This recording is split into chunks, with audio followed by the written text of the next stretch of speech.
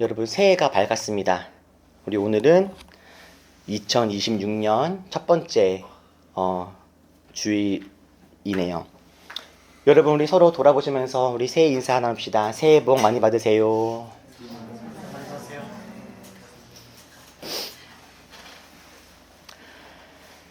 네. 보통 새해가 시작이 되면 대부분의 사람들은 새해 새로운 계획과 목표들을 세웁니다. 운동, 영어 공부, 다이어트, 미라클 모닝, 금연, 여러 가지 것들을 고민하고 새로운 일들, 좋은 일들에 도전하게 되죠. 원래 평소부터 해야겠다라고 생각했던 일들을 잘 못하다가 1월 1일이 되었다라고 하는 것을 기점으로 해서 새롭게 도전하는 일들이 많아지죠. 헬스장이나 영어 학원이 가장 문정 성시를 이룬다고 하는 것이 이 연초이죠. 1년 매출의 상당 부분을 지금 올린다라고 하지 않습니까? 여러분들은 1월 1일 되어서 새해가 되어서 새롭게 도전하시거나 목표로 하신 것들이 혹시 뭐가 있으십니까? 보통 사람들은 새해가 되면 이렇게 새로운 계획과 목표를 세우고 힘차게 인생을 시작하려고 하는데, 이런 새해 목표들과 함께 거의 동시에 언급되어지는 키워드가 있다면 다름 아닌 작심삼일이라는 단어일 겁니다. 마음을 굳게 먹어서 이 일을 내가 이루어야지 라고 생각을 하는데 그것이 3일밖에 가지 않는다, 이런 의미죠. 근데 여러분 오늘이 며칠입니까? 1월 4일이죠. 1월 1일 날 어떤 계획과 마음을 세웠다라고 해도 이미 작심 3일 한 번의 텀이 끝났을 시간입니다. 저는 아마 우리들 중에 누군가는 이미 새해에 세웠던 어떤 계획을 이미 한 번 실패한 사람이 있지 않을까라는 생각이 들기도 합니다. 여러분들 중에서는 혹시 2026년 이미 실패하신 계획들이 있으신가요? 내가 아침에는 일찍 일어나서 공부를 해야겠다. 다이어트를 오늘부터는 해야지. 내가 누군가랑 싸우지 말아야지. 내가 하루에 한 장씩은 말씀을 읽어야지. 내가 새해 첫날은 예배 빠지지 말아야지. 여러 가지 계획들이 있었을 텐데 4일이 지났다면 아마 그 모든 계획들 중에 몇 가지는 실패했을 수도 있는 그런 시간이 아닌가 싶어요. 여러분 혹시 그렇게 계획했지만 4일이 채 되지 않는 시간 안에서 실패한 일들이 있었다 할지라도 여러분 너무 자책하지 마십시오. 혹시 내가 아직은 실패하지 않았다 라고 할지라도 또 너무 기대하지도 마세요. 실패는 언제나 우리 도처에서 우리들을 호시탐탐 노리고 있습니다. 새해 첫 번째 주일부터 이런 말씀을 들어서 죄송하지만 여러분 2026년 우리는 아마도 많은 것에서 실패를 경험하게 될 겁니다. 우리들은 완벽하고 대단하고 훌륭하고 그런 멋진 인생만 살아가는 것이 아니라 이렇게 넘어지고 실패하고 안전부절 못하는 그런 삶의 와중 가운데 우리 인생들이 펼쳐지게 될 겁니다. 우리들은 분명히 어떤 것들에 실패하는 일들이 있을 겁니다. 그것이 인생이기 때문이에요. 어떤 일들에 실패를 하게 되어지는 이유에는 다양한 원인들이 있습니다. 개인의 의지가 부족한 것도 있고요. 본인의 의지와 준비와는 상관없이 주위의 환경이나 시대의 여러 가지 복잡한 상황들에 의해서 실패를 경험하게 되어지는 그런 안타까운 경우들도 있을 거예요. 우리들은 서로가 모두가 다 긴밀하게 연결되어져 있기 때문에 나만 잘한다고 어떤 일들이 되어지는 것은 아닌 거죠. 저는 그런 의미에서 2026년 첫 주일을 시작하는 오늘 우리 실패한 사람들의 이야기를 좀 나누고 싶었습니다. 그 첫 번째 사람 중에 저는 요셉이 기억나더라고요. 창세기 37장부터 50장에 이르기까지 창세기에 아주 많은 분량을 차지하는 사람 요셉은 히브리 사람이면서 이집트의 2인자로 총리 자리까지 올라가게 되고 이스라엘과 당시 이집트와 주위에 있는 많은 사람들을 기근에서 건져낸 위대한 사람입니다. 그런데 사실 요셉은 그 전에 관계에서 실패했던 사람이죠. 누구와의 관계에서 실패했습니까? 요셉이? 형들과의 관계에서 실패했던 사람이죠. 요셉은 어릴 때에는 아버지의 사랑을 잔뜩 받았던 사람입니다. 그런데 아버지의 사랑을 독차지하면서 사랑받은 만큼 형들에게는 시기와 질투와 미움을 받기도 했어요. 형들은 요셉을 정말 죽이고 싶어 했습니다. 실제로 형들은 요셉을 따돌리고 구덩이에 파다 던져놓고 결국에 노예로 팔아버리죠. 당시에 노예로 팔아버렸다라고 하는 것은 정말 요셉을 죽인 것이나 다름이 없는 일입니다. 애굽은 그렇게 형들과 좋은 관계를 유지하지 못했어요. 애굽에 팔려간 이후에도 자기의 어떤 주인이 된 자기의 주인의 아내에게 성적인 모욕을 당하고 누명을 쓰고 감옥에 갇히기도 합니다. 아버지 곁에서 채색 옷을 입고 편안한 삶을 살아갔던 요셉은 인생의 큰 실패를 연거푸 경험하죠. 물론 요셉의 아직 어린 요셉의 그런 치기 어린 마음도 없지 않았겠으나 주위에 있는 많은 환경과 상황들의 어려움 때문에 요셉은 인생에 아주 힘들고 어려운 시간들을 거치게 되죠. 요셉만 이런 상황들을 경험한 것이 아닙니다. 마가복음 5장에는 야이로라고 하는 사람이 나와요. 야이로는 믿음이 좋은 사람입니다. 이 야이로에게는 딸이 한 명 있어요. 근데 이 딸이 몹시 위독합니다. 야이로에게는 이 딸을 살려내고자 하는 인생의 목표가 있습니다. 내가 반드시 내 딸을 살려내겠다. 그 굳은 결심이 있어요. 야이로는 딸을 어떻게 살릴까 고민하고 있는 와중에 예수님에 대한 이야기를 듣습니다. 아, 예수님을 만나면 딸을 고칠 수 있겠다. 희망을 얻게 되죠. 그리고 주님을 찾아가서 내 딸을 고쳐주세요 라고 간구하고 다행히도 예수님께 내가 너의 딸을 고쳐주겠다 라는 이야기와 약속도 듣습니다. 야이로는 예수님을 설득해서 예수님이 딸을 고쳐줄 수 있게끔 그 과정과 방법들을 만들어 가죠. 그런데 우리가 이미 잘 알고 있다시피 야이로의 딸을 고치러 가고 있는 그 와중에 한 가지의 사건이 벌어집니다. 바로 야이로의 딸을 고치러 많은 사람들과 예수님과 함께 움직이고 있는 과정 중에 예수님이 가던 길을 멈추시는 거예요. 왜 그랬습니까? 예수님의 발걸음을 멈추게 한 여자가 있었습니다. 이 여자는 혈루병에 걸린 여인이었다라고 이야기합니다. 어떤 질병을 갖고 있던 여인이 야이로의 딸을 고치러 가고 있는 예수님의 그 길을 막고 자기를 고쳐달라고 하는 그런 상황 가운데 벌어지게 된 거예요. 예수님은 이 여자를 만나서 그와 교제하고 회복시키고 관계를 맺고 있는 그런 시간들을 보내야만 했던 것이고 그 시간만큼 야이로는 딸을 고치러 가는 그 과정 속에 지체가 되게 된 겁니다. 지금 한시가 급한 상황인데 예수님께서는 가던 길을 멈추시고 혈루병 걸린 이 여자를 고치시고 그녀와 대화를 하시죠.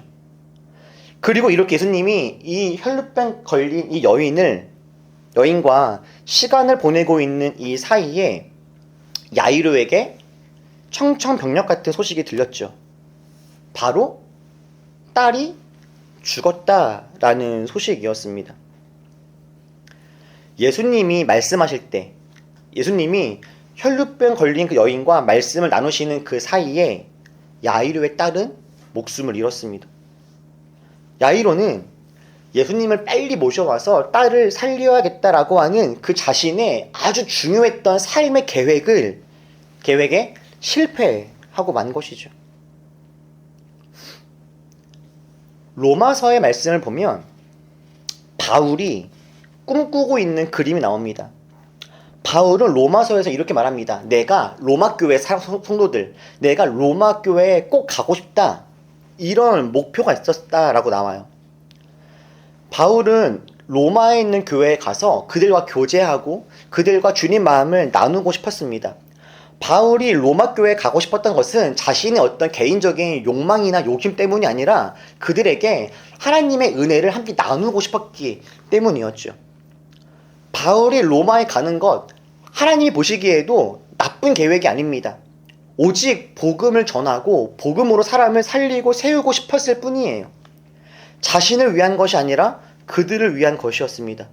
복음을 전하고 그들과 함께 사랑을 나누고 그들을 견고히 세우고 교회를 세우고자 하는 아주 주님 보시기에도 멋지고 괜찮은 계획이, 목표가 바울의 마음속에 있는 것이었죠. 그런데 그런 멋진 목표를 세웠음에도 불구하고 일이 참 쉽지가 않습니다. 우리 13절 말씀만 함께 읽어볼까요? 자, 시작. 형제들아, 내가 여러 번 너에게 가고자 한 것을 너희가 모르기를 원하지 아니하노니 이는 너희 중에서도 다른 이방인 중에서와 같이 열매를 맺게 하였기에 지금까지 길이 막혔도다. 바울은요, 로마에 가서 복음을 직접 전하고 사람들을 살리고 교회를 잘 세우고자 하는 선한 계획이 있었지만 여러 번, 번번이 길이 막혀 있었습니다.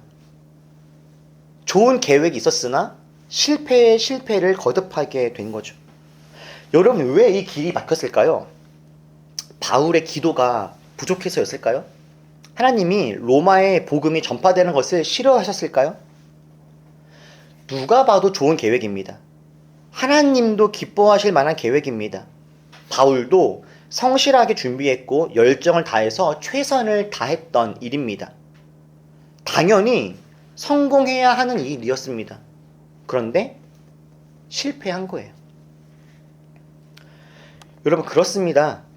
우리가 이런 인생을 살아가는 과정 속에 있다 보면 기도도 열심히 하고 노력도 충분히 하고 힘쓰고 애썼음에도 불구하고 내 뜻대로 일이 풀리지 않는 경우들이 있습니다.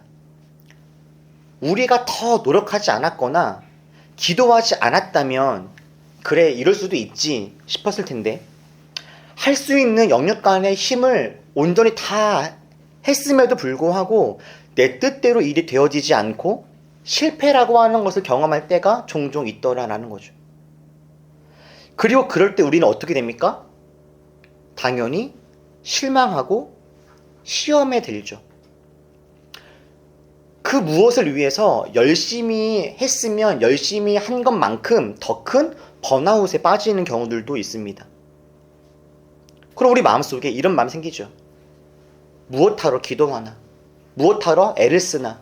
무엇하러 노력하나? 이런 마음들이요.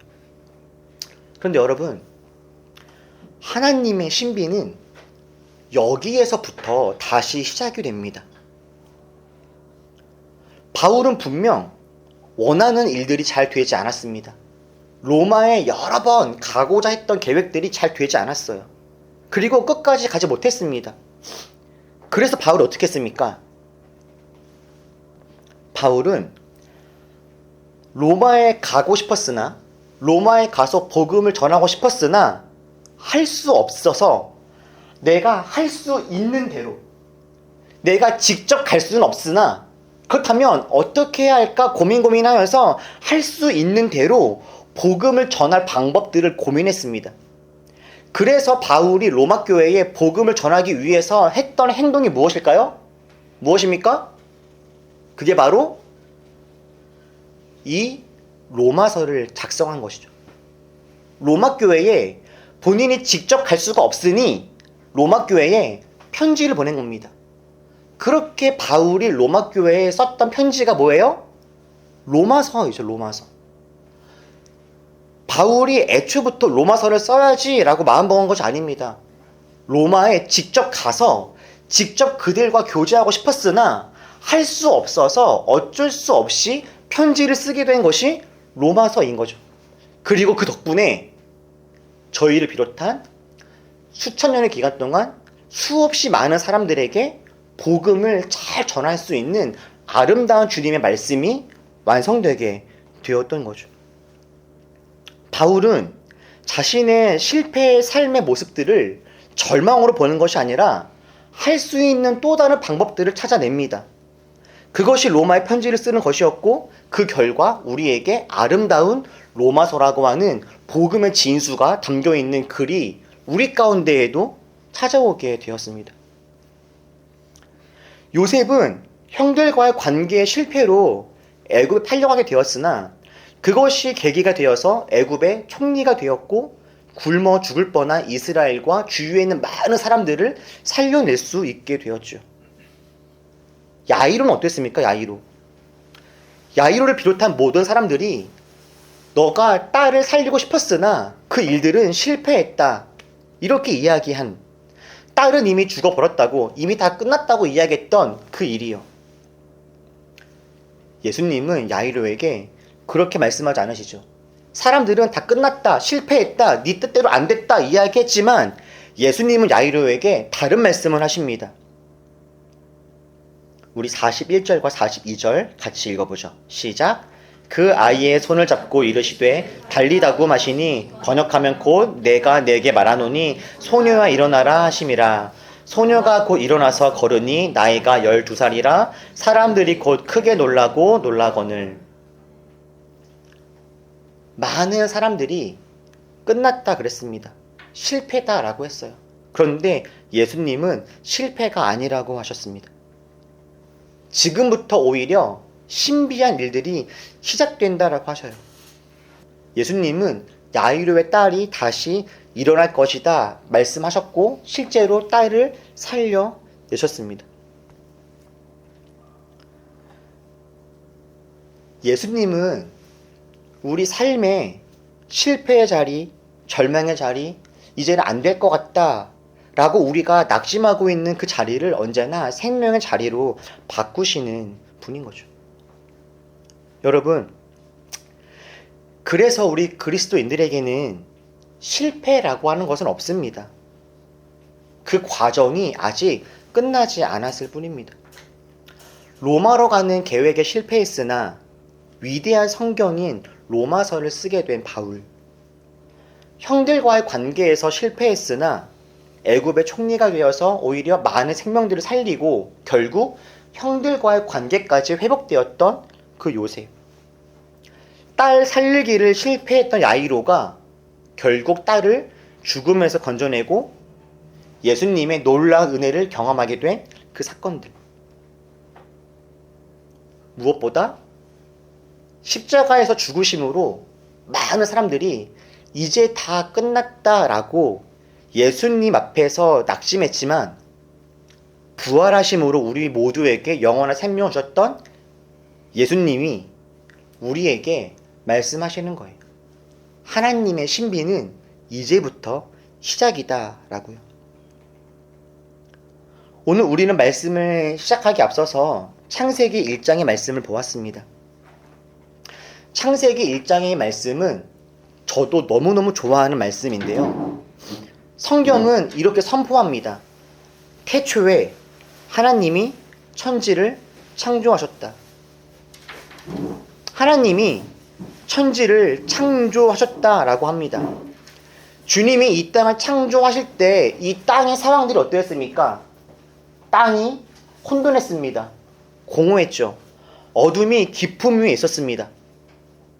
질서가 있고 아름답지가 않았습니다. 엉망이었습니다. 깜깜했습니다. 답답했고 혼란스러웠습니다. 바로 그런 곳에 주님께서 말씀하셨던 거죠. 빛이 있으라. 주님께서 빛이 있으라 말씀하시니 혼돈과 공허와 깜깜함과 답답함이 가득했던 혼란했던 그곳에 빛이 임합니다. 그리고 질서가 생기죠. 낮이 있고 밤이 있습니다. 아무것도 구분할 수 없었던 그런 암흑과 답답한 상황들이 이제 질서가 생겨지고 아름다움으로 채워지는 일들이 벌어지게 된 거예요. 여러분, 우리가 믿는 하나님은 혼돈과 공허와 막막함이 있는 상황들에 질서를 부여하시고 새롭고 아름다운 것들을 창조하실 수 있는 창조주 하나님이십니다. 하나님은 실패와 절망이 가득한 세상을 회복하시고 새롭게 하실 수 있는 그런 분이십니다. 저는 우리가 믿는 그 하나님이 창조주라고 하는 사실이 너무 좋고 너무 큰 위로가 됩니다.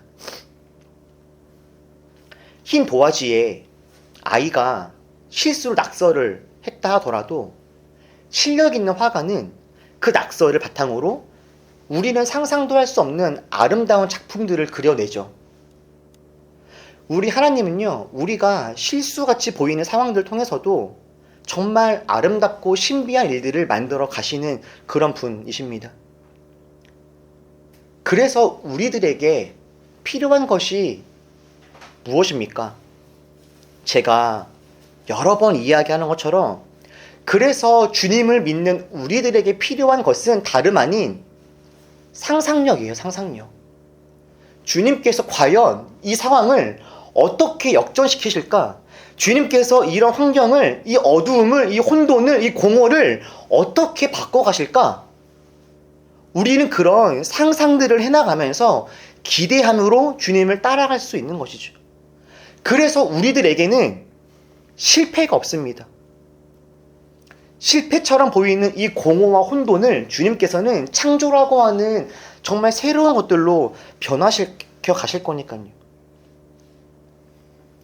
사랑하는 여러분, 올 한 해 2026년 우리들을 인도해 가실 하나님을 우리 함께 기대합시다. 그리고 우리 옆에 있는 분들을 함께 바라보면서 그들의 삶을 축복하고 아름다운 상상해 주시기를 바라요. 지금 우리가 볼 때에는 정말 혼돈과 암흑 속에 있는 삶처럼 보일 수 있지만 주님께서는 그들의 삶을, 나의 삶을, 우리들의 삶을, 이 교회를, 이 세상을 놀랍게 신비로 인도해 가실 것을 믿습니다. 땅을 기어다니던 어린아이가 두 발로 걷기까지 걸음마를 하면서 수천 번 넘어짐이 있다라고 하죠. 그 넘어짐들이 실패가 아니지 않습니까? 아름다운 과정 아니겠습니까? 저는 올 한 해 우리에게 이런 놀라운 일들이 일어날 것이다 기대합니다. 하나님을 잘 믿고 따른다라고 하는 것은 아무런 실패도 하지 않는 완벽하고 멋지고 대단한 삶만을 살아가는 삶이다라는 것이 아니라 넘어질 수 있고 실수도 하고 심지어 죄도 짓겠지만 하나님 안에서 모든 것이 협력하여서 선을 이루게 된다라고 하는 하나님의 의지입니다. 하나님의 그 창의력과 그 창조력, 그 생명의 역사가 올 한 해 우리 모두에게 가득 임하기를 축복합니다. 혹시 작심삼일된 일들이 있으셨습니까? 여러분, 괜찮습니다. 하나님은 그 무너진 자리, 실패의 자리에서 오히려 새로운 일들을 이루어 가실 겁니다. 기도하겠습니다.